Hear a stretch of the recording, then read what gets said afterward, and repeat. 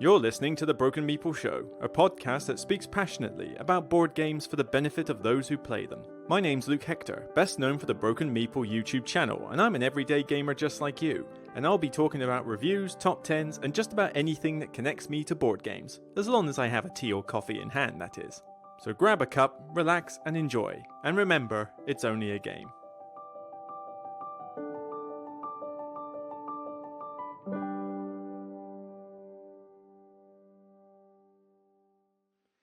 Hi everybody, welcome to another Broken Meeple podcast, hopefully with a bit more light on me this time, because I've got to have the curtains closed in order to shut out the sunlight, because unfortunately we are starting to approach another heat wave in the UK, which means I'm going to be roasting. I'm already roasting today, but I got to have the window shut because I can't trust kids to have a volume control outside. So I'm using the ring light that I use for my videos to add a bit more light into this room, so hopefully I don't appear quite so dark as it has been commented before. But other than that, though, welcome to, I think, episode 55. I'm not entirely sure. I'd have to double check, actually. This is where I forget. Yep, it is 55. Get with the program, Luke. Of the podcast, the Broken Meeple Sunday show. And yeah, it's been quite a full couple of weeks, I must admit. I mean, I've had to burn the midnight oil in order to get some of the video content out lately, which, of course, you know, people have been enjoying, which is all really good. So hopefully that will start showing up. But yes, we got the Acropolis review, so the game that won an award at the UK Games Expo. I recommend you give that video a look, because it will fly under the radar of most people, and I think you need to know about it. The top 10 games retrospective look at 2021 is not picking up as much mileage as I thought it would. I thought these retrospective looks were usually a bit more popular, but I mean, you know, I can't complain about the views at the moment, but I mean, yeah, I thought it would take off a little bit quicker. But as I say, I still really enjoyed that video, so, you know, and it really did change quite a bit from the last list, so it's good to take a second look at last year. The Kickstarter video has gone quite well, actually. I mean, it's done much better than I thought it was. I mean, I know it's July 24th, it's quite a while ago, but it's a pretty good view count, and there's been a lot of positive comments for continuing that, so it will. I'll do one every month, middle of the month or so, so give it another week and I'll probably put out the August edition. Of course, you know, the quality of the Kickstarters is going to depend entirely on what Kickstarters are actually out. I mean, July had a lot of good Kickstarters to talk about. I don't know if August is really going to have the same kind of caliber, but we'll see. You know, it will be longer, it will be shorter as necessary. But thank you to everybody who said that the audio wasn't bad on that, because I honestly don't know what you're thinking, because honestly, the audio was bad. It was really bad. I had echo cancellation on, and that basically sabotages any kind of audio you have. And yet everybody was like, no, the audio's fine, we can hear it. I didn't really notice any difference. You had to have noticed the difference, surely. I can't imagine my normal audio was as bad as that was. But hey, if you liked it fine, then who am I to complain again? But yeah, suffice to say, the audio in the future will be better, because I now check every single time that echo cancellation is off. What else we got? We had last show, top filler games. Was there anything else I did? I think those are the only videos I've put out, although we will talk about other events I've been to. So yeah, there is more video content on the way. It's just, like I say, I've had quite a busy couple of weeks.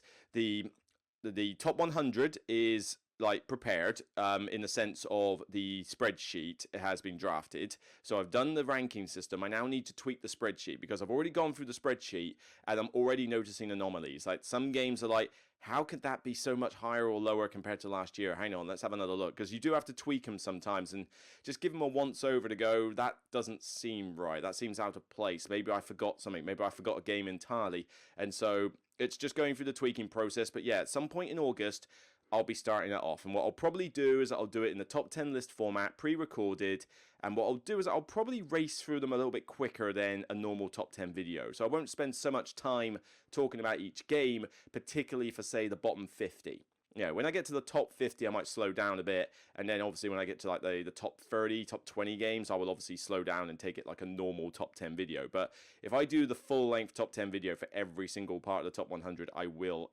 die. Literally die. I will not be able to keep up with that. What else is planned? There's plenty more reviews on the way. I've already just done one for Acropolis. Tiny Towns has been rendered. Older Games sent a welcome pack to a bunch of reviewers, which included Tiny Towns and Point Salad in it. I've already got point salad, so I'll have to maybe do that as a giveaway or just donate it to the cafe perhaps, because I don't think they've got a copy of point salad, so I might donate it to the game cafe. But Tiny Towns I hadn't reviewed before, so I've done a quick review on that.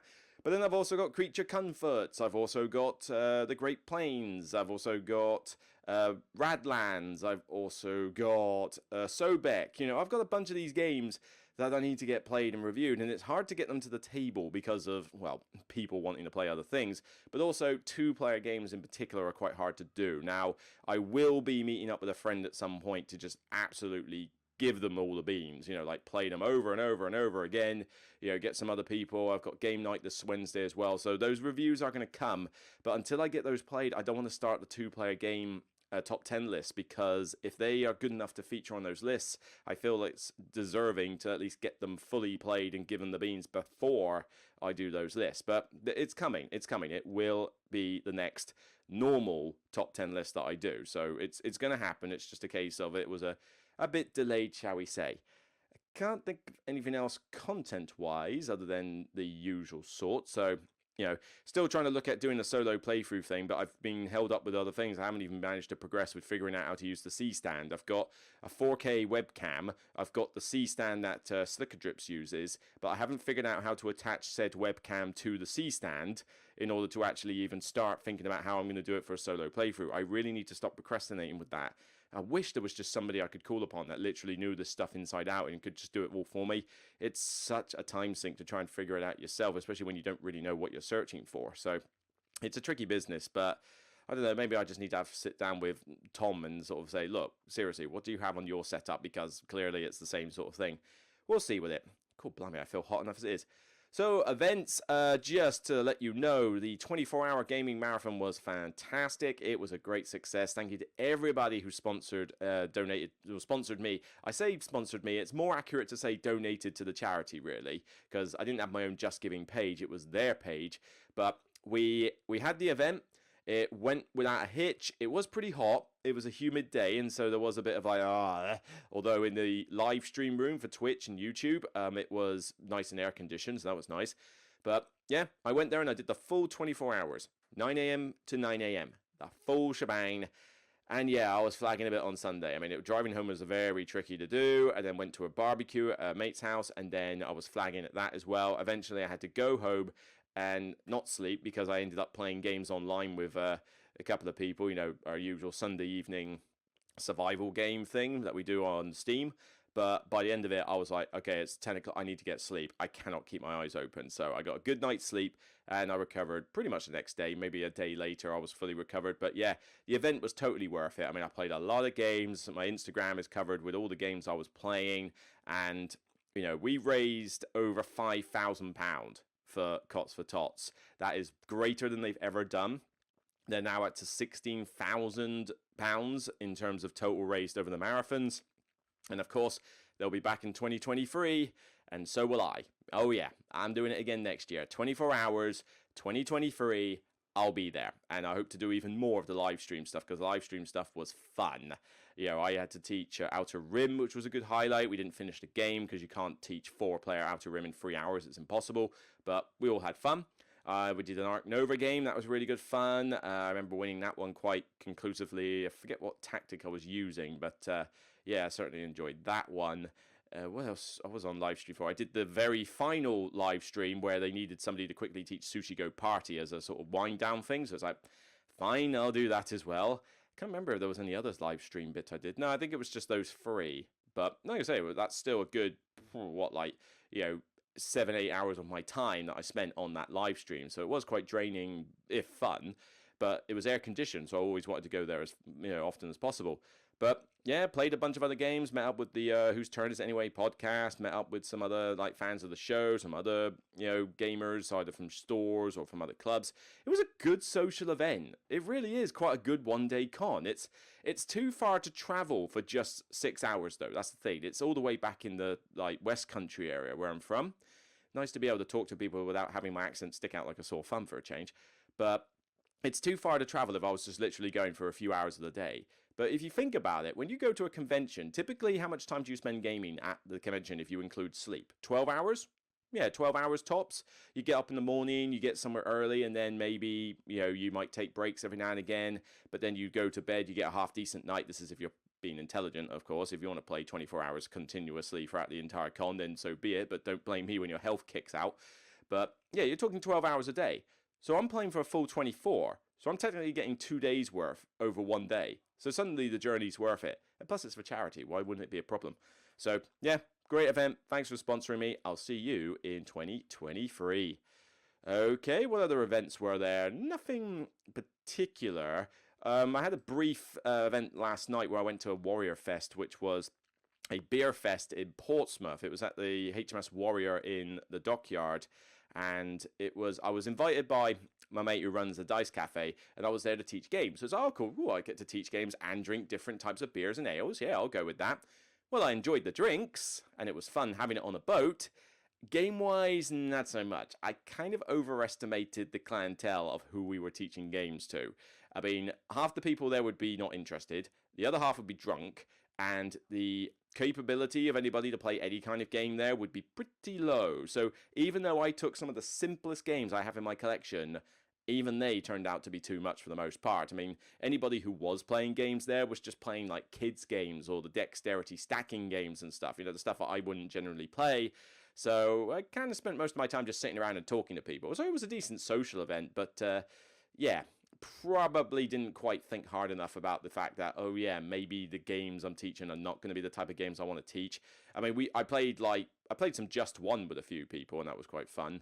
But I mean, before we started the event, I mean, they wanted to play Flick of Faith, which was a flicking game. You flick these little discs across a neoprene mat, and you get points based on domination of certain areas and stuff. It's dumb, it's stupid, it's garbage, and it's broken. Like, there are cards and powers in that game that are just outright broken. Not to mention the neoprene mat does not lay flat, so you can't even have a fair, game. The game is stupid, don't buy it. Flick of Faith, garbage, not interested. But yeah, well, there's your quickie review. So yeah, quite a bit's been going on. So what now? Well, there's no more board gaming events for a while. Nothing planned for August. Nothing really planned for September either. That's not, other than just personal social days. So I guess the next big thing is Essen. And I really should start getting emails out to the publishers to talk about, well, as Gen Con finishes, I really should get those emails out. So I need to find out what I'm demoing at Greater Than Games booth at Essen. I need to work out what I'm doing in terms of my COVID pass, because I don't know if my last year's one is still valid. I need to get the publishers to ask them for review copies / meetings. I've got to do a lot of that media stuff while I'm there. But things will be made slightly easier or harder, depends on your perspective, on the basis that I'll be travelling with Paul Grogan from Gaming Rules again, so I'll be his lift. Cuts the petrol cost in half, though, which is a pretty good godsend. Not to mention gives me some company on a 7-hour drive. But it means that we'll be sharing a room together. Love will keep us together. Yeah, not quite that bad, but we'll be sharing a room in a much better, slightly more cleaner accommodation than I'm used to staying in when it comes to Essen, but it cuts the cost down a little bit, not to mention working for Greater Than Games will cut the cost down of accommodation quite a bit. But, usually I find that I've got so much spare time at the convention, like in terms of, I've done with the media stuff and I've done looking at games, I tend to help out on the booth. It really does help to get that subsidized cost against your accommodation. But yeah, the fact that we're sharing a room together should mean that we'll be able to play some games in the evening, have some fun, go out for meals and stuff with people, like Patreon supporters of his Patreon, maybe even mine if there's any around. So that'd be quite good fun. Not to mention, he'll have some games that are like the newest hotness, that even I won't be able to get hold of. So it'd be good to jump in to play those. So that'd be good. And maybe if he wants to do his vlogs while he's there, because I was thinking about doing a vlog as well. But if we're sharing a room, we can't both do vlogs. So we'll have to kind of decide between us who's actually doing a vlog. Chances are if he wants to do a vlog, I'll probably just let him do it. But if he's willing to take a break, like he wants to relax a bit more because of his health, then perhaps I'll just do it and I'll just have this laptop with a microphone and that here. And we'll see how it goes, really. It shouldn't be too bad. But yeah, it'd be good to do some dual vlogs with him because we did one when we came back from the last Essen and that was enjoyable. Went on quite a while. Speaking of going on for quite a while, probably should get on with the next part of this show. So without further ado, let's talk about a game that I played. Oh boy, yeah. Not the best of games. Well, it's not bad. It's average, but hear me out. the Transcontinental. This was, as far as I'm aware, it was a Kickstarter game. Apart from that, I don't really know much about it because it's not like I ever looked at the Kickstarter. Designer Glenn Dresser and publisher Wheelhouse Games. I have never heard of Glenn Dresser, nor have I heard of Wheelhouse Games. So as far as I'm aware, Wheelhouse Games, this is the first game they've ever made. Because, as I say, it's from Canada. Focuses on games with innovative mechanisms and thematically rich, inclusive themes. Then why are you making a game about building a train track against Canada? Because that's got nothing to do with innovative mechanisms or thematically rich, inclusive themes. Seriously, what's the deal? That's a lie.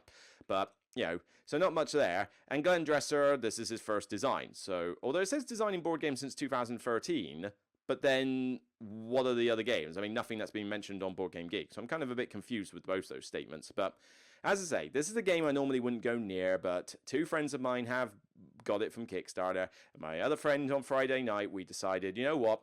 You want to play it again? I'll try any game once. Let's try it. Couldn't be as bad as Imperial Steam, right? Well, it's not. I mean, 5 out of 10. It's not anywhere near as bad as Imperial Steam. It's average.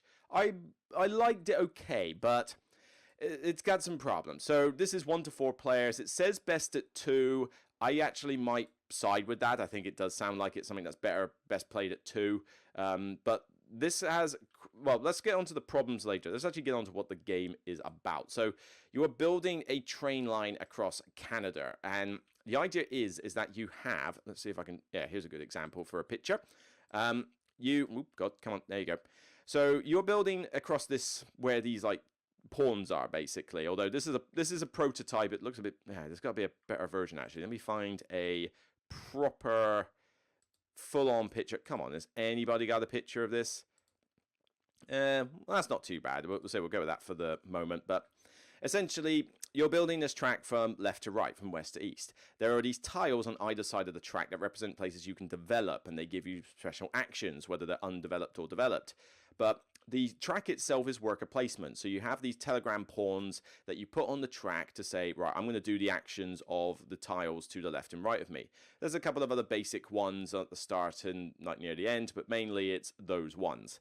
And so what you're trying to do is that you're trying to load up cubes of various resources on the train itself. So a train goes back and forwards, and it basically triggers off all the worker placement actions in that order. But the train itself has different goods. I mean, it has wood, it has metal, it can get navvies, it can get citizens, it can get wheat, all sorts of those, and everybody is generating cubes and loading them on.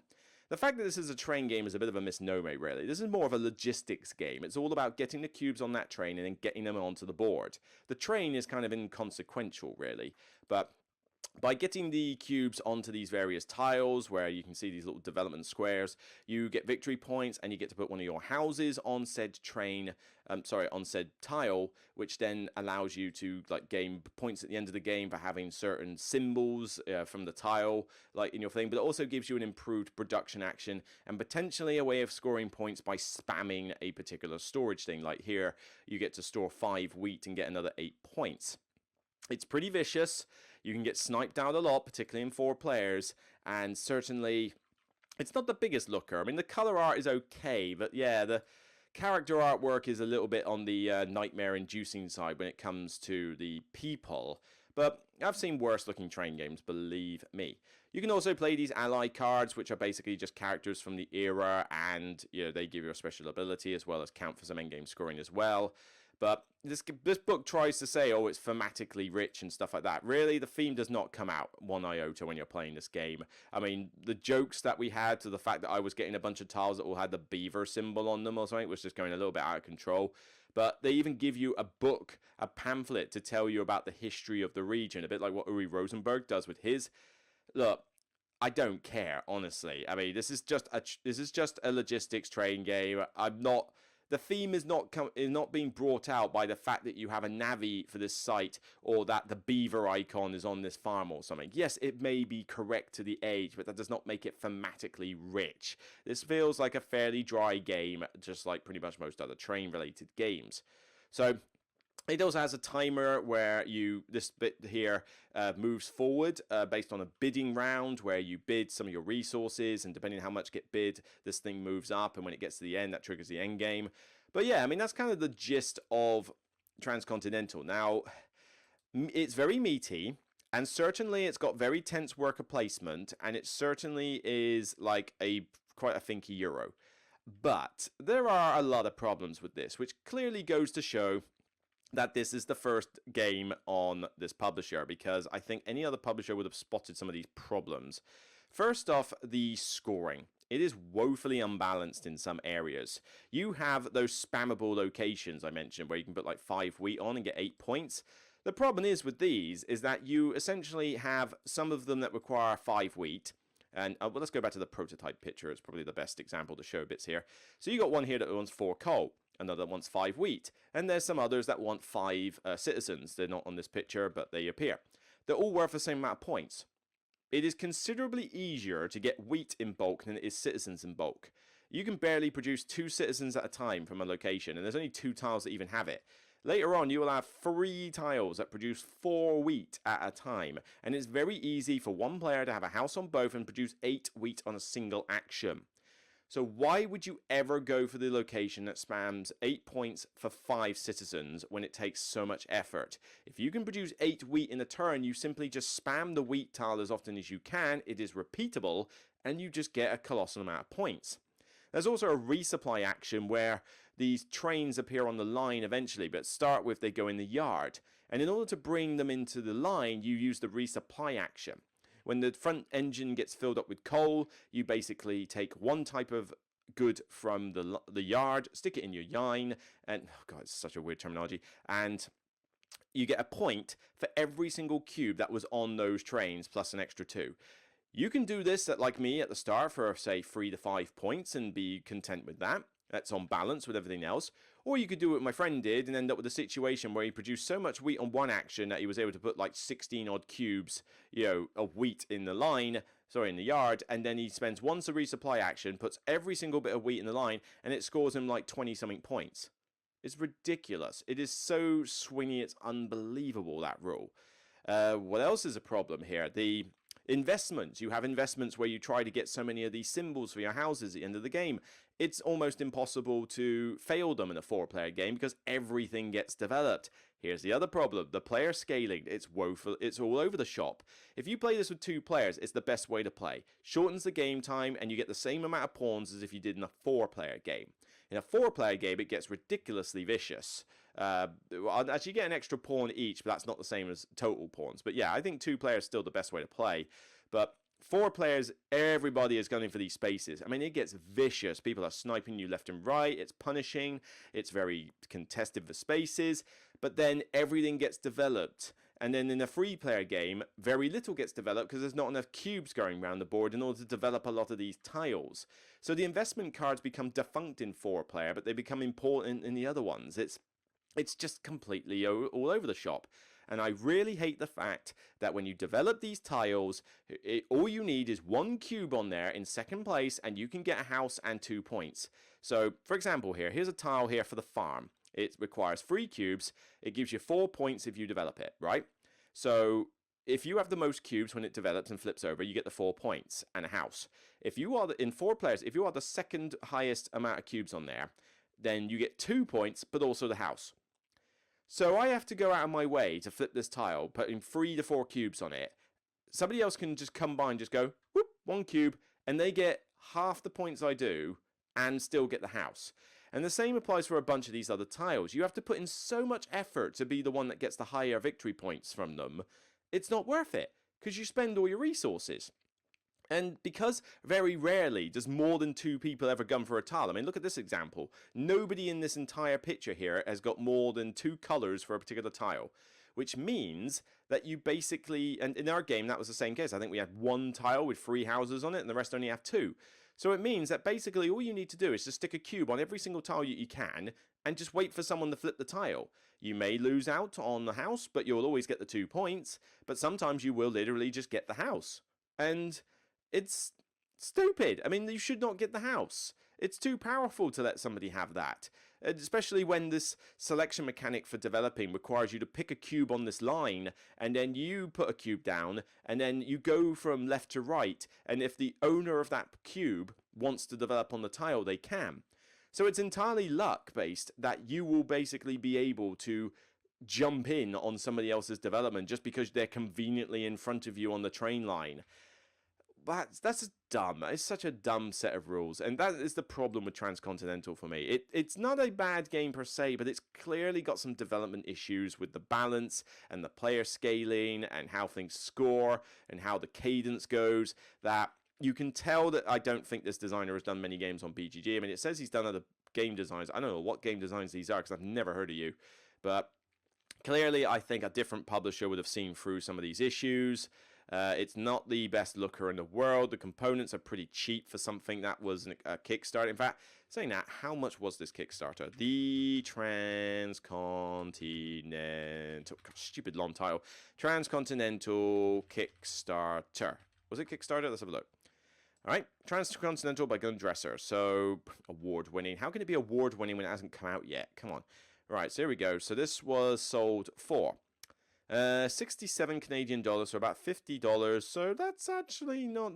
This is pre-shipping, but no, I mean, okay, that's not very expensive. Okay, but if you get the what? Limited edition 250.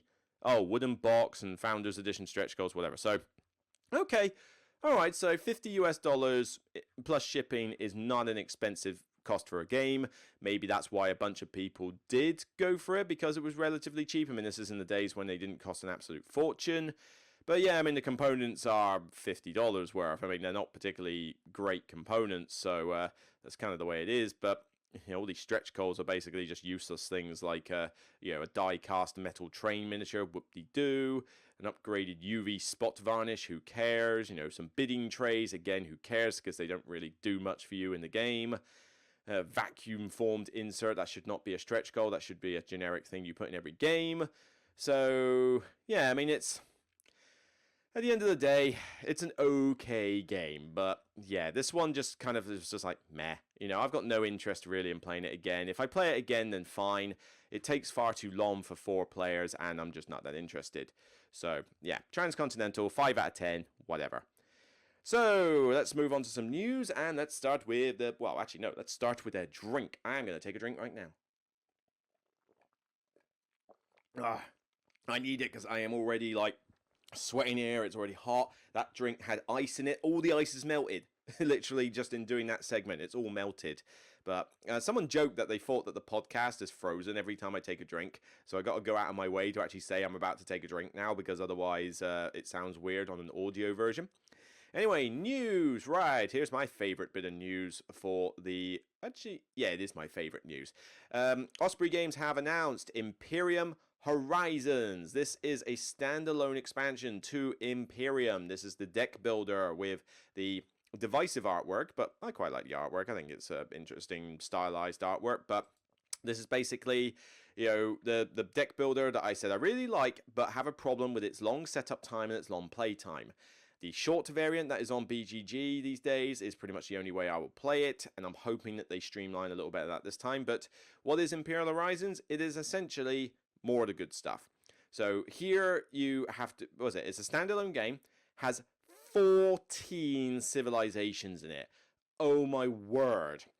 I mean, the other games had, 8? I think 8 apiece, so you bought Classics for 8 and you bought Legends for 8, so you got 16 in total over 2 games. Here you've now got 14. There is going to be 30 civilizations in this game.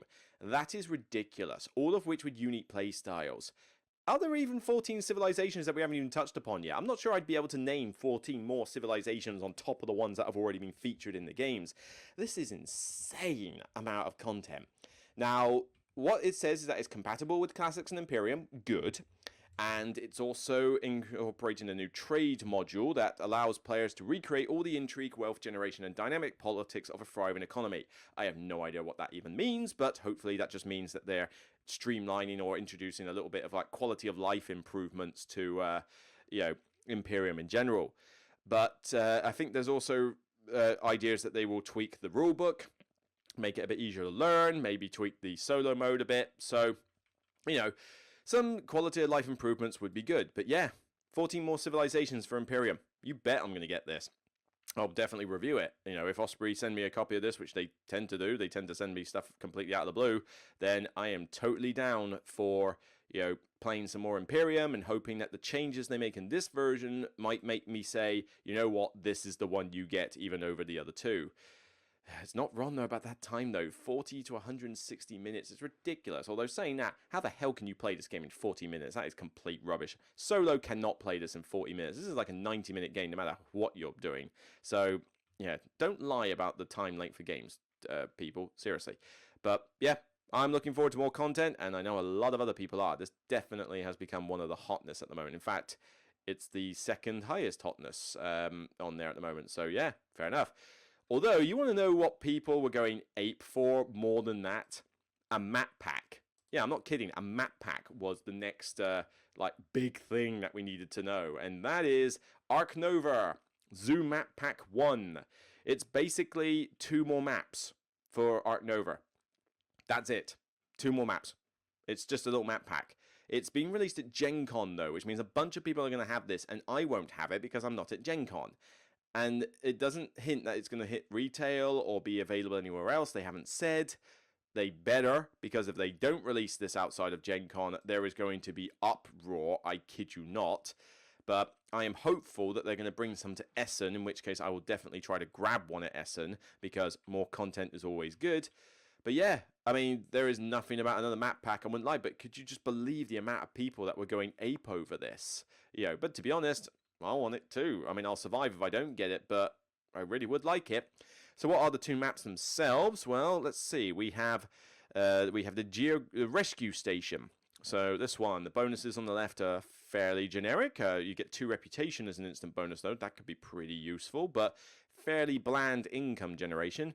You're heavily rewarded for getting your workers out for a change, and the map layout is fairly standard. But the weird thing with this one is you have a couple of placement bonuses for digging 4. So if the discarded card is an animal card, except for petting zoos, slide it under your zoo at an unoccupied arrow. So you got these arrows at the top of your board. The animal with all its icons, counts as in your zoo. Ignore the rest of the card. Right, okay, so basically, as far as I can tell, it's like you play over the bonus, you put an animal card in one of the 3 slots, and then those icons count as in your zoo for the purposes of other animal conditions, other requirements and stuff like that. That's a pretty powerful ability. There's 3 of them. They're scattered on all corners of the map, though, so you are going to really have to do some ingenious building in order to get across the map like that. But yeah, that's quite cool. I'm interested to see how that would work. I'm curious about this one, though. This is a weird one. You've got colored segments all over your board, and fairly generic bonuses as well, although there is a weird, I'm not even sure what that bonus is on the left. It's got like a cube being taken off a hex. That's kind of odd. I honestly don't know what that is. There's no rules on this board, so I'm hoping there's like a rule pack with it. But essentially with these shaded areas, they're colored by the continents. So once per continent area, when you accommodate a watching animal, that's a weird phrase. But when, yeah, I don't even know what that's supposed to mean. But yeah, when you accommodate an animal in its enclosure, gain one of these bonuses. Right, so basically it wants you to diversify. So you've got Europe, you've got Asia and all that. And when you put an animal in one of these, that is weird, a watching animal. That's what it sounds like down there. It's really bad wording. But you put one in there, and so what happens is you get one of these bonuses. So you can get 1 rep, 4 money, move an action card, 2 appeal, kiosk. You get one of those 5 bonuses for diversifying. When you get all 5, you get a bonus conservation point. Okay, that's something different, and I like the idea that it rewards you for diversifying rather than focusing on one particular thing. That might hurt you for doing conservation projects, but although maybe not. I mean, if they're mostly animal-based conservation projects, then what does it matter what countries your animals come from? So, and this one rewards you heavily for doing partner zoos, which fits in line with the map because naturally you're going to want discounts on a lot of different continents, so you're probably going to want to get those partner zoos up. Although that means you're then going to have to flip your association card, and I don't know how much. Well, you'll use association in order to get the partner zoos, and you still get rewarded a little bit for universities. So I guess this map would work with flipping the association card. But yeah, that's a tricksy map to build around. You've got water scattered everywhere, and then you've got the restrictions in the middle for build. That's certainly going to be interesting. But yeah, I want this map pack. Please give it to me. Why is it a Gen Con? Why? Why is it a Gen Con? And then, I don't particularly care about this update, but I know a bunch of people probably will. Heroescape. There was a teaser from Avalon Hill that Heroescape is coming back. And that's basically all we know. So Heroescape was this giant game where you built this terrain diorama set pretty much out of like pieces and plastic. And then you took these various monsters and creatures and Marvel superheroes and stuff like that. And you duked it out. So it was kind of like a skirmish duking game. It was expensive as all get out. There was a ton of plastic. Half the game was basically building the map itself. And it took ages. It takes a lot of storage space. Tom Vassell makes a big deal about how much the stuff he has. But we always thought it would never come back because it would be too expensive to make. Well, Avalon Hill is deciding, no, we can bring it back. I don't particularly care because I have no interest in really playing the game, but this is a lot of plastic, a lot of stuff. Can they really afford to make this? And this is Avalon Hill. Avalon Hill aren't exactly the kings of component quality, are they? So what's this going to be like with modern production methods and modern costs and stuff like that? I foresee this being a little bit of a rip-off. That is my guess, that this is going to come out as some huge like selection of box sets or one giant box set, and it's going to basically be stupidly expensive for basically a very niche audience. So I don't have much hope in this making a resurgence, but we'll have to wait and see, really. More drinking. Right, so yeah, not the best thing there, I gotta admit. So let's move on to another. I tell you what, let's go on to a review of something on my shelf. So, you know, this is only going to be a quick one because it's only a small game. I want to talk a little bit about Subastral. Subastral is a little card game, Renegade Games, and I barely heard about it. It's all appeared on a couple of reviews, and it got decent reviews, not outstanding, but it got decent reviews. But people made a big deal that it was an interesting little card game. It felt like a classic, and it was illustrated by Beth Sobel, so everything looks gorgeous. I mean, look at these cards. These are such beautiful looking cards. So Subastral, nice little small game. I've got it right here, actually, in fact, so you can tell that this is a very small card game. I thought I'll give it a shot, because it's less than £20, I think, and I thought, you know what, art that looks that good, I want to try it. So what exactly do you do? Well, this is basically a kind of set collection game with a twist. So what you have is you have these 6 clouds that are laid out in a horizontal line, and cards are revealed. The card deck is built, and you get a hand of cards at the start of these different types of terrain with numbers on them. And then there's a few that are laid out underneath these clouds. What you do is that you play a card onto one of the clouds based on the number. So if I've got a free card, I have to place it on the free cloud. Then you decide to take a set of cards from another cloud. But if you go left, the cards go into your hand. If you go right, the cards go into your tableau journal, which is how you score points. So there's a funky little balancing act between having enough options to play on your turn, but then also having any cards in your journal to actually score any points. This game goes at a pretty quick pace. I mean, it does not take long for that card deck to run out and trigger the end game. So you really are on a race against time here. But I like that cool little decision making between the whole, I need cards, but then I also need scoring cards. And it's like, well, when do you go too much into one thing? I mean, leave yourself with no options and you could really slow yourself down, but grab yourself too many cards and it's no good because they don't score you any points. The way you score is that you build up this journal and you put them in columns of unique terrain, and you get rewarded for your 2 biggest column sets, but you also get rewarded for how many different sets of all the terrain you have, so diversity and majorities. But the trick with the scoring is that based on the order you collect the terrain columns, they go from an order from left to right. The point value is considerably lower on the left-hand side than it is on the right. So if you have your 2 sets here, for example, like on the first and third column as they've got it, each card in that set is only worth 1 and 3 points respectively because they're in your first and third column. But if you had the majority set in your 8th column, they'd be worth 8 points apiece. So it's an interesting thing of, well, do I spam an early set or do I just try to get a decent amount in a later column? But then also the scoring for doing diversified sets is based on going from left to right without any gaps and scoring more the more you have. So at the top here, yes, I mean, let's say they got all 8 in the first row. They then look at the second row and there's a gap in the second column, so they technically only have a row of 1 card there. It's an interesting way of scoring, but the rules are very simple. It looks beautiful, and it's done and dusted in 20, 30 minutes tops, absolute tops. I think this is a really clever little card game, and I'm really enjoying it. If I have problems with it, is that I think the player scaling's a little bit off. Playing this with 4 players does make it a bit of a more lengthy game and a bit more chaotic with the cards that are in the middle. 3 is not too bad though, 3 is okay, and 2 is very good. 2 is back and forth, you can see what cards are there, you can tell what the opponent wants, so you can really do a nice little tug of war. Sadly, there's no solo mode, but I don't know how you would do a solo mode in this, but I'd be interested if they ever did. So I've enjoyed this. It does feel like a bit of a classic card game. It's nothing revolutionary. It's not like breaking boundaries or anything, but it's cute.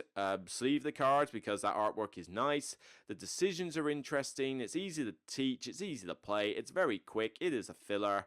Not quite top 10 filler material because I'd already done that list, but it would have been in my teens, I think. It could have even been a top 15 filler. I do think that this is quite cool. I just wish it worked a bit better with more players. I think just a bit too chaotic at 4 players, but it's still an interesting game, and, you know, I look forward to bringing it out every now and again. So, yeah, Subastral, it gets a 7 out of 10 for me. If the 4 player was better, it could have been an 8 out of 10. It's not breaking enough boundaries or like a revolutionary thing to me to give it a 9 or a 10 out of 10. But yeah, it could have potentially improved to an 8 out of 10. But as I say, it's still a 7. I still think it's good. It's a filler. It even says 2 to 5 players. Can it go up to 5? Oh god, yeah, it does go up to 5. I've never played this with 5. I have no intention of playing this with 5. It's already pretty chaotic at 4. 5 would just be ridiculous. Now, this is a 2 to 3 player classic card game, and yeah, 7 out of 10. I do recommend it. Give it a shot. Righty, let's go on to the actual main topic because I'm getting hot, I'm running out of drink, and I don't want to give myself a headache from heat exhaustion. Speaking of the drink, that was another drink right there. So, topic of the day, I might need to do a refresher on my Patreon messages actually, because I think I've almost used up the main questions I had, but this one comes from the lovely Ashley Rose, who's always commenting on my videos. You know, look forward to hopefully meeting you one day. But yeah, her question, well, she had 2 questions. One of them was a request for me to talk about games that are, to talk about things other than board games, like TV shows I watch, you know, favorite books, favorite game, PC games and that. I would like to do that. I can't do books because I don't read, but I could certainly do TV shows, movies, MCU movies, Marvel Universe, PC games. I could do stuff like that, but I don't think I'd do a full top 10 list for them, and I don't think I'd do them on a podcast show. I might do them as live Q&As. You know, I could say, I'm going to do a live Q&A, which is also going to include my top 5 or top 10 TV shows, or top 10 of this, you know, and do some stuff like that.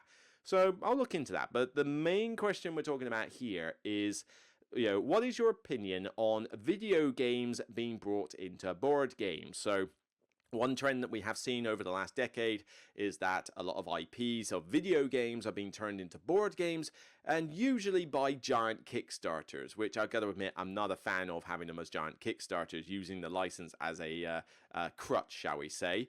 But my opinion on them, they're very hit and miss. There's a thing going around when it comes to computer games that movie license games tend to suck, and they do tend to suck.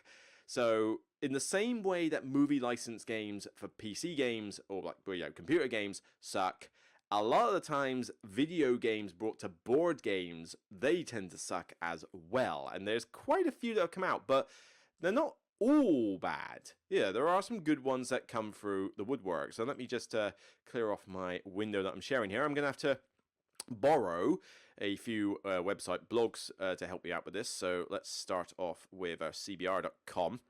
And one thing I have noticed with these top 10s that some of these sites have done is that I get the feeling that some of them do not specialize in board games nor have played many board games, because some of the stuff they put on their 10 is questionable to say the least. But this is just so that I can collate a good quantity of games to talk about. So, you know, and that's kind of what I'm going to do. I'm going to go through a bunch of games that were video games that have been brought to board games and give my opinions. I haven't played, all of these. It's more just like, based on what I've seen happen in the market is kind of what some of these are going to be based on. Although, I have played Doom. Doom is a fantasy flight game. This is a bit like the Imperial Assault style thing, like a scenario-based skirmish game. And with Doom, you essentially, well, Doom takes players to hell. It's pretty much that. So it's kind of based on the 3rd edition, like Doom 3 or whatever. No, not Doom 3. Well, whatever it was. The new Doom that came out on the PC. I've played Doom. I've played the expansion. I've even played some of the DLC. It got too difficult and I think I gave up. Or I just haven't really researched it. But yeah, I enjoyed that phase when I was playing a Doom game. I mean, it really is like, oh my word, hard as nails, frantic, brutal, tons of things to shoot, tons of gore. Gets a little repetitive, which I think is maybe the reason I haven't gone back. And there is one enemy type that goes around with a like sonic shield and a dog it can summon and stuff, which drives me so nuts that whenever 2 of them appear, I just think the game's overpowered. But yeah, I mean, that aside, this skirmish game is fine. I played it, I think I even did a review of it, and I like it. It's a decent skirmish game, but the difficulty curve was a little bit all over the shop. I mean, it started off being stupidly easy, like impossible for the Doom player to win, and then it got to the point where it was just impossible for the humans to win. It really didn't scale the difficulty curve very well. That being said, though, the theme is wonderfully represented with all the cool artwork from the game. So you are killing monsters, you are getting cool guns, you have badass characters, you have abilities, you have monsters. It does everything you really want from a Doom game. But that whole thing that it's played in a bit of a campaign mode sours me on it. It's not a game I would get to the table often, and I really think the difficulty curve problem like almost half kills the game. But I was glad to play it, I just didn't decide to keep it. But yeah, this is an example of a game that came to retail as opposed to Kickstarter, and I think it did better for it. You know, Fantasy Flight put this one out, and I think bringing them out as retail first rather than Kickstarter, I think, is better. Although, we'll get onto some examples where that's not necessarily the case.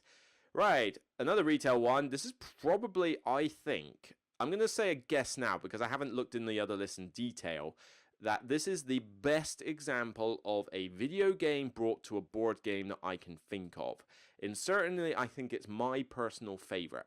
But I'll see. I might eat my words soon. But XCOM, part video game, part tabletop, because it was one of the first to use app integration. And it essentially has a companion app that tells you all the rules.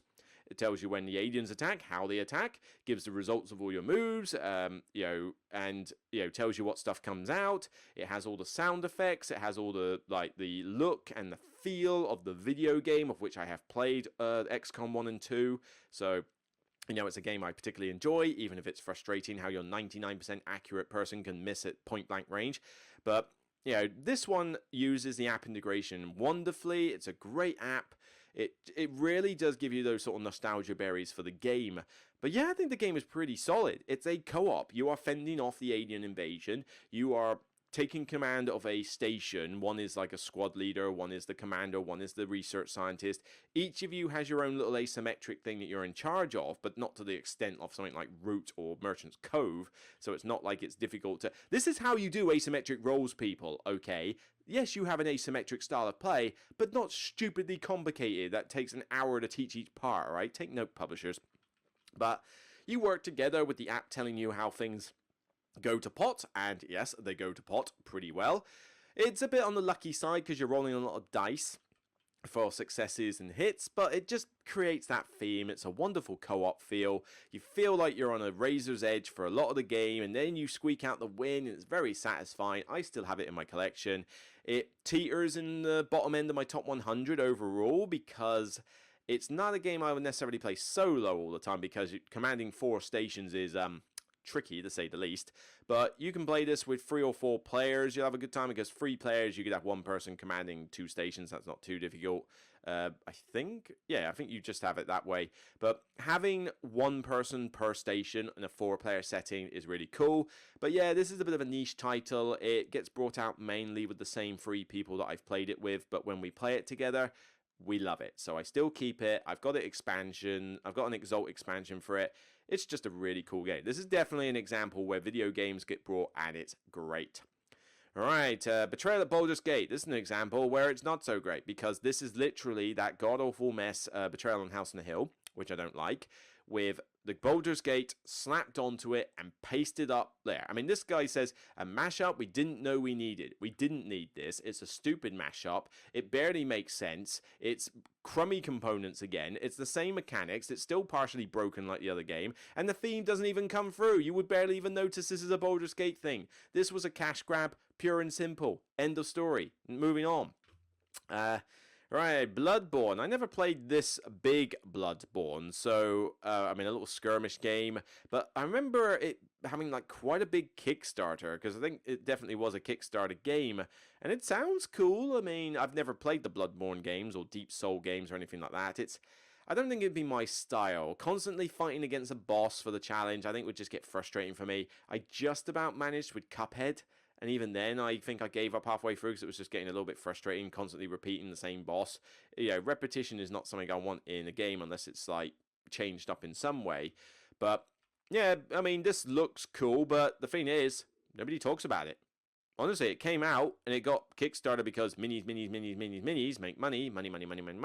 Minis. That's pretty much the motto for every corporation out there who does Kickstarter. But yeah, nobody talks about it. I never see it being played. I never see anyone mention it. So, flash in a pan Kickstarter, basically. But it's one of those occasions, and there's going to be more of them, where it's like, oh, look, you've taken a popular franchise, shoved a ton of cool minis in it, and instantly it just prints money.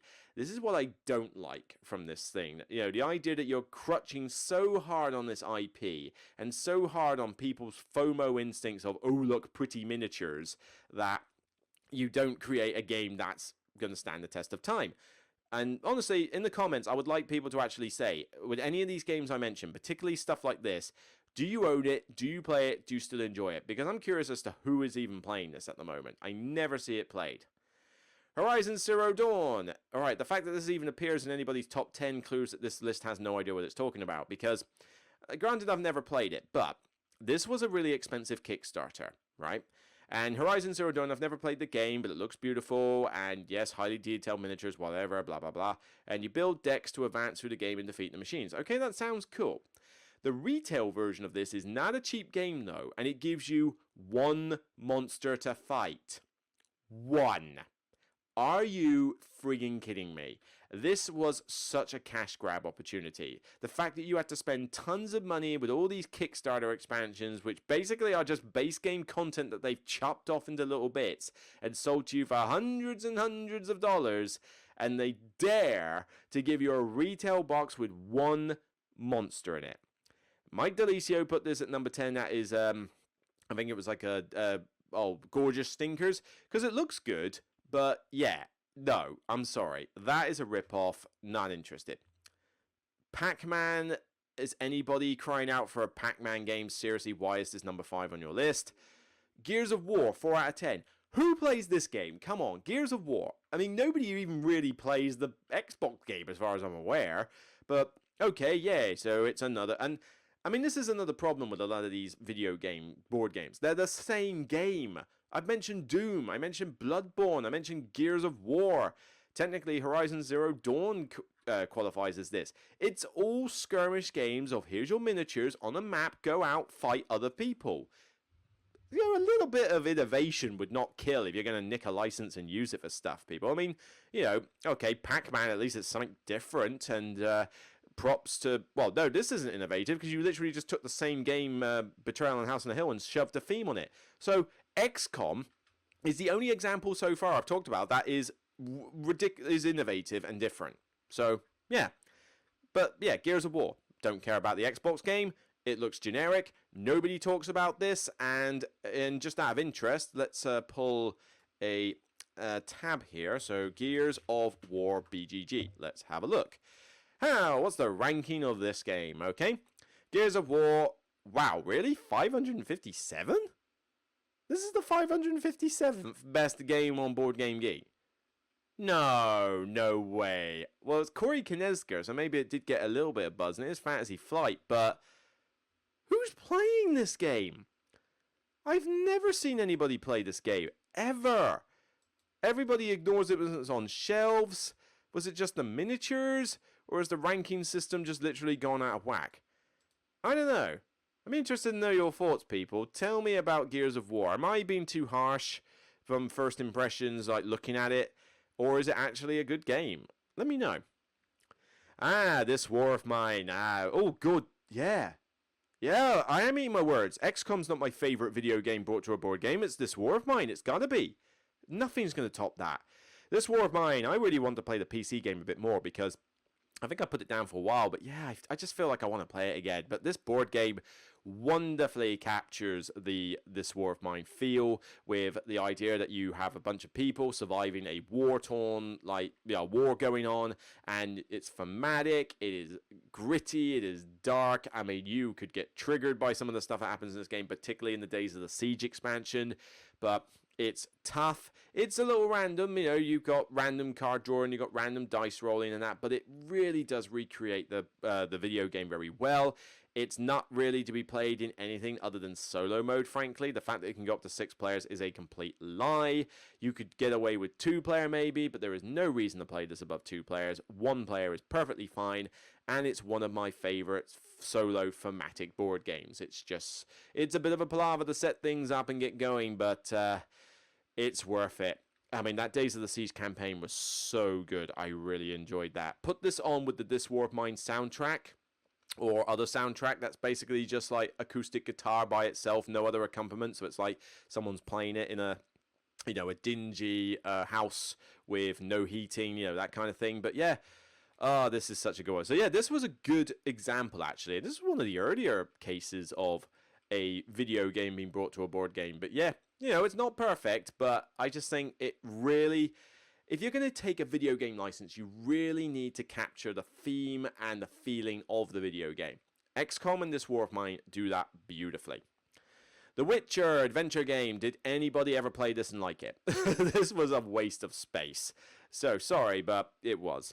I mean, I haven't really played the Witcher games. I played like 2% of Witcher 3, and that's literally it because I just could not be bothered with it. Not that I think it's a bad game. It's just like, it's just a lot. But this was Portal, like Ignacy Trzewiczek designing something for Fantasy Flight.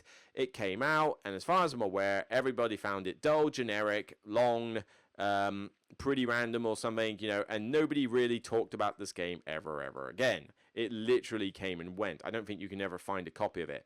Rank 3075. That kind of says it all. Yeah, so this was a dud. I think most people have agreed on this. I mean, I'm trying to look. Dice Tower weren't big fans of it.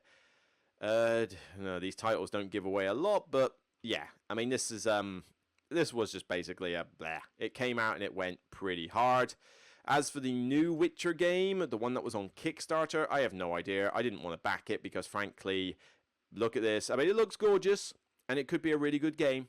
But at the end of the day, it's, oh, look at my game. Look at my gorgeous miniatures. Oh, by the way, did I mention we cost $500, and it's an absolute waste of cash. Yeah, so it could be amazing, but I was not prepared to spend that kind of money on it. And Fallout, the board game, not interested. I mean, all I see from people who play this game is that it's basically a random luck fest. It's just a case of go to a place and see what happens encounter-wise, and it's stupidly long. When I see people playing this, they're playing this for like 3 hours plus. Way too long for a game this random. I have no interest in playing this one. And to be honest, I was never a massive fan of the Fallout games anyway, and do we even need to mention Fallout 76?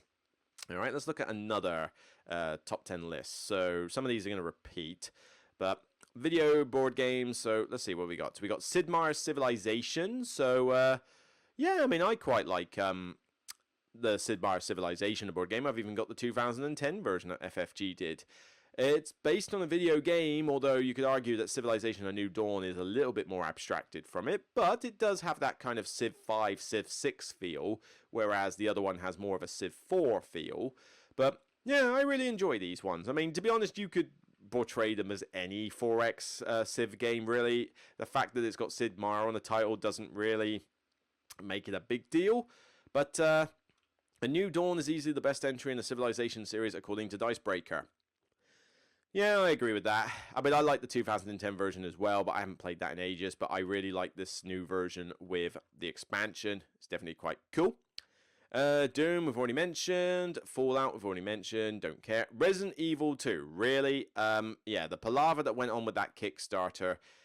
I mean, this is the feed. Just because you've really got to be careful when like an indie publisher or someone you've never heard of takes a board game franchise, an IP from a video game, and tries to bring it into a board game, because you are really gambling hard on the Kickstarter going according to plan. And this one, from what I recall, was absolute hell in terms of Kickstarter. And as far as I'm aware, nobody plays this wretched game, so what was the point of it? You know, Resident Evil 2, the board game, ranking 3091. Yeah, it looks crummy. These miniatures look fairly pathetic compared to a lot of Kickstarter games. Not interested, and let's face it, Resident Evil has kind of soured me lately because, you know, the films just got ridiculous, the video games sort of got a bit out of control, and do we even need to mention the god-awful garbage that is the Netflix Resident Evil series? God, that show is awful. You know, not something I'm interested in. Let's see. Whoop, let's cross on that one. XCOM board game. Yep, I've already mentioned. This War of Mine, again, already mentioned. Yeah, I like that title. Challenges players to make the best of a bad situation. That is about as clear-cut a description of This War of Mine as you could get. Portal, the cake acquisition game. Never played this one. Is it any good? I don't know. And the picture literally just gives me a selection of cake. That is the worst picture you could have picked to show me this game. I really like the Portal computer games. I've played them both. They're great fun. GLaDOS is one of my favorite villains of all time in computer games, because I just think she's, like, hilarious. You know, it's like, we have done the testing. You are a terrible person. We weren't even testing for that. I love that voice. Like, it's kind of like a female Hal. Is that with more of a sarcastic viewpoint? I really love this character. The Portal games are great fun. Just cool little puzzles that you got to solve. Some harder than others. Is the game any good? I've no idea. Never played it. I think I know one person who has it, but it's Cryptozoic, so I don't want to put any major stock in Cryptozoic games, frankly. But the components look pretty shoddy. But is it fun? I don't know. I'd play it just for nostalgia berries, but I'm not exactly going to put much faith in it. And certainly I've never seen anyone play it lately, so that is another thing. Alright, well, let's have a look. The Witcher adventure game. The thing is, Dicebreaker don't know what they're talking about here as well, because this is their top 10, right? This is a top 10. 10 best, right? Okay, I'm cool with New Dawn. I'm cool with Doom. I'm cool with This War of Mine. Resident Evil 2 is a bit questionable, but we'll go with it. XCOM fine, This War of Mine fine. Portal weird, okay, but the Witcher adventure game. This is a game universally panned. It's like, seriously. I'm sorry about the dog outside. Nobody cares about this Witcher adventure game. How is this on the 10 best adaptations? Rubbish. And the Street Fighting deck building game. Seriously, 10 best video game adaptations for board games, and you put a generic, themeless Cryptozoic deck building game on here. I mean, you could have at least put the one recently by Jasco, as much as that's probably got, as long as, you know, looks beautiful. Angry Joe did it, and as much as I love Angry Joe, I'm sorry, but the board game has got a lot of mechanical problems, but I'd rather play that than a Cryptozoic deck builder, frankly. And Betrayal at Baldur's Gate, again, I've already said my thoughts on that. So, not exactly a list I would rely on to say 10 best, but, you know, there was a couple extra in there. Are there any more in this list? So, 16 board games that live up to their video game sources for Digital Spy. I am willing to bet these people do not play a lot of board games, period. But this is quite an older list. Dark Souls. Ooh, Dark Souls. Well, there's no video there, but yeah, Dark Souls is one to talk about. You want to talk about, like, Kickstarters going off the chain? Dark Souls, the board game, went crazy on Kickstarter. It raised millions. It was one of the biggest ones out there, and the game is garbage. Yeah, because this, yes, it may recreate the theme and the look, even if whether you like the game or not, but this was a game where you grind. You grind for experience for hours and hours on end, just to occasionally get to a point where you may fight the boss. And then it's like the boss fights are okay, but they're nothing special. But you're grinding in a board game. That is not a fun thing to do in a computer game. I don't want that in a board game. The mechanics weren't that interesting. It was woefully overpriced because they basically just sold you on these miniatures, which granted look amazing, but still, this was not worth your money, not worth your time. It is ranked 2,680 for a reason. I mean, it's not even... I mean, it's only 600 in the thematic category. You can't even get this up the thematic chain. Not worth it. BioShock Infinite, The Siege of Columbia, I have no idea. I've never played a single BioShock game, and I've never even touched the BioShock board games. I didn't even know this existed. Moving on, I guess. Anybody else played it? BioShock Infinite? Let me know. Not the computer game. Let me know if the board game's any good. Assassin's Creed. Well, the video games got super generic, and this looks super generic. So, you collecting cards instead of scaling rooftops. Well, that sounds great, doesn't it? Players complete to find the best target, collecting cards and treasure. Who handles their deck? This looks very generic and target-based. Yeah, Assassin's Creed got boring on the computer, and this looks boring as well. Really, 4 decent... Tomb Raider, The Angel of Darkness board game. You're telling me that this lives up to its video game source. Okay, let's see what Board Game Geek has to say. Well, let's see what the public have to say. Tomb Raider. Wow, there's quite a few Tomb Raider games. Here we go. Tomb Raider, The Angel of Darkness, 2003 game. Rank 21,181. Oh yeah, lived up to its source, didn't it? You lying bunch of... I hate these sites that do this. World of Warcraft, the board game. Never played this one. I used to play World of Warcraft a lot back as a teenager, like 15, 16 years old, when dial-up modem connections were a thing. Yeah, imagine raiding when you've got to use a modem for the evening. It ticked off your family quite a lot. But yeah, I used to play tanks and healers mainly. I was a bear tank, I was a warrior tank, but my main character was a holy priest. I think this was 2 to 3 expansions into the game I was playing it. And yeah, the Holy Priest, and then I think I tried a Discipline Priest as well. And I always like being the healer, because I like playing support characters. I don't like being the one that does DPS, because that's just boring. It's like, ooh, look at me, I got 100 points, I got 103.65 DPS, you only have 101 DPS, you suck, noob. That is the mentality of a lot of the players who play DPS characters on these things. Me, I want to help the team. If the team succeeded, I'm going to put part that some of that was due to my healing, but then there's also somebody has to do damage and somebody has to tank. That's why I like the tank character as well, because you basically get to stand up to this giant monster and go, have at me. I play Vermintide at the moment, and I play the Ironbreaker dwarf in there with my mates, because I just love being the one that basically gets to stand at the front and go, everybody, get behind me, come on, and taunt all the rats and just basically have this massive swarm trying to damage you and failing miserably. It's like, oh, it's so much fun. I've never played this, but from what I have heard, there are turns that can take 20 to 30 minutes to take a turn. Yeah, this one looks like it went a little bit over itself. It seems like it was like a dated product of its time. It'd be way too long for me to care about it. I mean, it looks good. It looks like it does the theme pretty well, but yeah, it's clearly a dated game. Halo interactive strategy game. I've never heard of this one. I never really played Halo, apart from in the first early days where I played multiplayer split screen now and again. Never really got an interest in the other Halo games because they didn't really come out on the PC. Halo Infinite looks bleh, and the Halo TV series was rubbish. So, yeah, not much to say on that. Gears of War.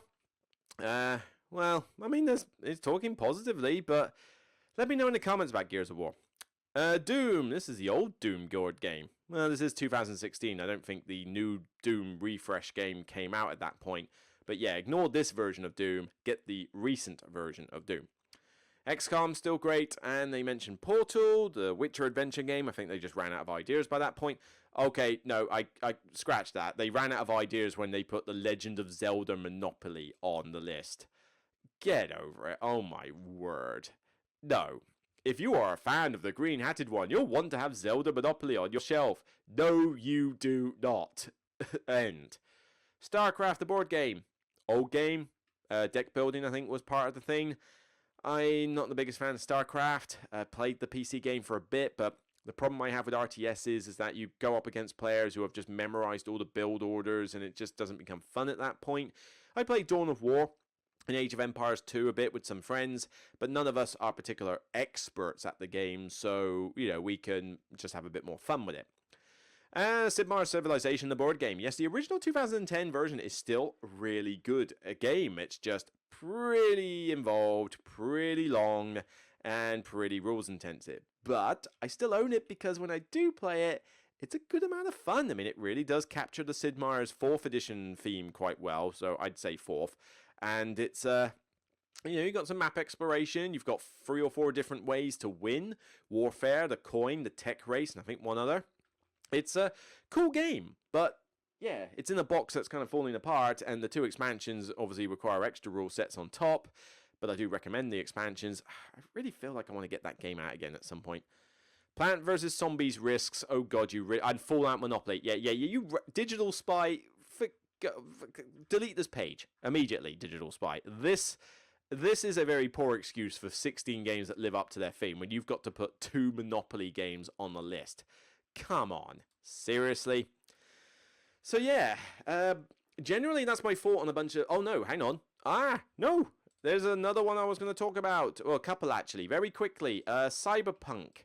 Cyberpunk Gangs of Knights. Yes, the new Call Me or Not Kickstarter. I have never played the Cyberpunk game. I refuse to play the Cyberpunk game because of how buggy and glitchy it is. Its launch does not make... you don't deserve to take my money for a game that was buggy and glitchy and still kind of is at this point. So no, no CD Projekt Red, bad.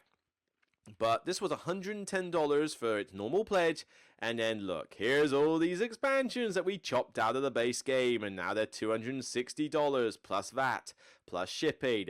Are you kidding me? Why are people still giving Call Me or Not money?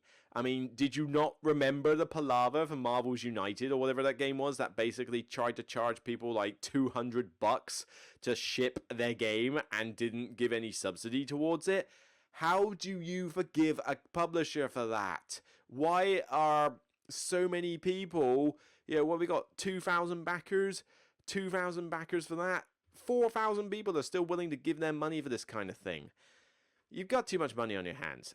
And, I mean, it looks like every other game that Call Me or Not put out. Here's a bunch of miniatures. I mean, you can tell that the game is all just about miniatures, not mechanics, because look, this is what you see on the page. So, here's Cyberpunk. It's got some artwork. Yellow box. Cool. Let's scroll down. So, what's the game about? So, there's a paragraph of story. Oh, look, pledge. Reward, pledge. Edgemont, look at these miniatures. Miniatures. Look at these cards. Miniatures. What can you add to your pledge? Look at all these expansions, badges. Then how to play. And it's like very short-handed version of how to play. And then it's just, look at all these different games. Miniatures. Look at the stuff. Miniatures, reviews. People hyping up the game who aren't actually giving you a fair and honest opinion. For crying out loud. I mean, I've scrolled through most of this page, like, in detail, and I still don't really understand how you're supposed to play this game. It's just typical Call Me or Not tactics. I'm sorry, I'm not a fan of them. So, yeah, I don't care about this one. I foresee that this game is going to be pretty mediocre. I don't see this making a big splash. So, yeah, whatever. And then finally, yes, of course, I do have to, I don't call this hypocritical. I did only back this at the last minute, and I think I've only done it as a group pledge because it was discounted. But I do have to hold my hand up and say that, yes, I have kind of gone on that front with Deep Rock Galactic. Deep Rock Galactic, the board game. Yeah, I played this a lot on the PC. It is one of my most played PC games. I love co-ops. I think the idea of 4 dwarfs teaming up with unique abilities and weapons, going out and killing spiders and bugs and this giant asteroid thing. Thankfully, because they look like alien spider things, they don't freak me out when I see them. So it's not like arachnophobics are going to have a problem with this because, let's face it, I'm an arachnophobic. I can play this game fine. Though saying that, a screamer or screech or whatever it's called, that spider-like bug thing that flies after you and grabs you, that thing has given me several heart attacks on occasion when I turn around and it's right there. So yeah, I do hate it when I hear that screeching sound. But yeah, I have backed this, and it was a bit expensive on the Kickstarter, but this was kind of like a one-off, kind of like a present to myself. I got paid by a side client for some tax work, and I used that money to buy this. This was entirely personal. This wasn't even partially Patreon funded for review purposes or anything like that. This is purely me, and I'll give it a review. I'll review it when it comes out, I'll talk about it. But yeah, this was a personal purchase for my own benefit. But yeah, this one, I'm hopeful is going to be good. I mean, it sounds cool. It's got some cool miniatures in it, but I want it to recreate that Deep Rock Galactic theme. So I've got my class, I've got these various guns and stuff that they use straight out of the video game. You've got a modular map board, and then you've got the swarms coming at you that you've got to shoot while you're mining minerals and stuff, dropping flares. Oh, this one could be good, but it could also suck.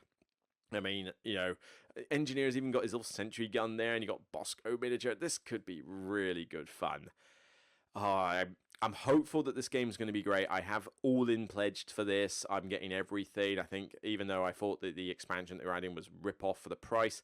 But yeah, I thought if I'm going to go into this, I need to go into this big, and I hope it's good. I don't know how much it will retain its value if it's not, but yeah. This idea of having a 1 to 4 player co-op experience of the Deep Rock Galactic PC game that I love to bits. This one, I got to admit, was where I had to bow down and say FOMO got the better of me, and I decided to just back it. So this and Stellaris from last year are probably the two big gambles that I'm doing on there. And oh god, Stellaris! I forgot about Stellaris. That's a really good point. Stellaris, the video game, I backed that last year. A very expensive Kickstarter, but it's a cool sci-fi 4X strategy game. Very complicated, but yeah, I backed this one because I'm hoping that Academy Games, who have pedigree to create these kind of things, can take this theme and give me a really satisfying 4X experience. Not the best looker, I got to admit, components-wise, but it is Academy Games, but can you give me a fulfilling 4X experience that's not like Eclipse and not like TI4 in the Stellaris universe? I have hopes that they will, but again, this was a very expensive gamble. So, yeah, I suppose the best way to look at it is that I am not immune to the lure of a video game being brought to a board game if it's a video game I have a genuine interest in.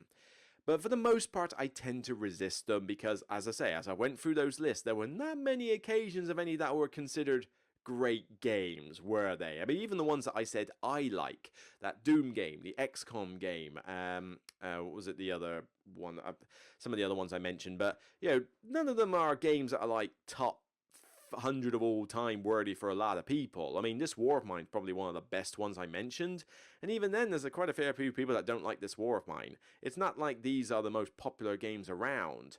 These are definitely more niche titles, I think. If you're going to get your full enjoyment out of these games, you need to ideally be interested in the video game in the first place. Otherwise, why would you have an interest in the game itself?